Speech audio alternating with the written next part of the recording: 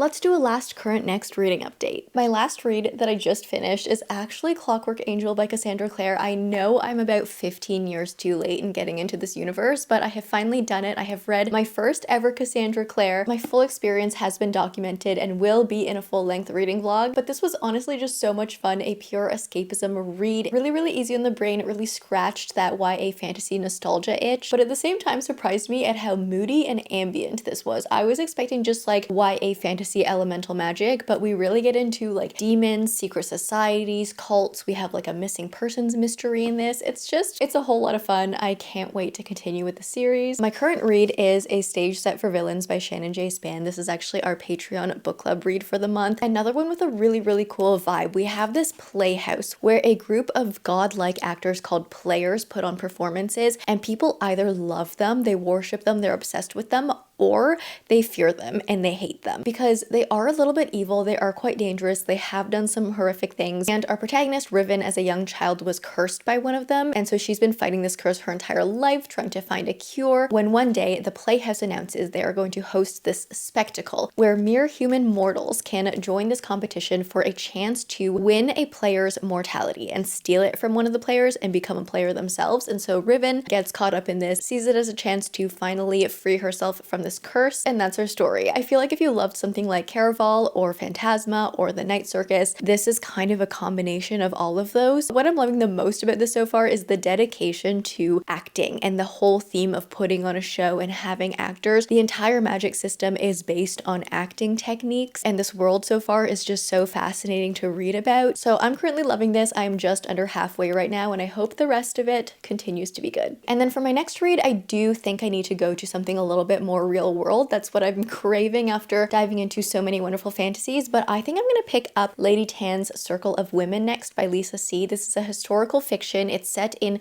1500s China, and we follow a woman who is studying medicine, and she really loves this. She wants to help people, but she finds herself placed in an arranged marriage, and the family that she's marrying into has some really traditional views. They basically want her to not study medicine anymore, not pursue this, and become more of a traditional typical housewife, taking care of the home and all of that. So our protagonist has to try and navigate this, try and figure out how to continue medicine, but also not like break all ties with her new family that she's married into. And the blurb on the front of this says, "Mesmerizing, Lady Tan's Circle of Women celebrates women's strengths and the strength of their friendships." And this just sounds like an incredible story to me. So that's what I am going to be diving into next. So these are my last current and next reads. What are yours?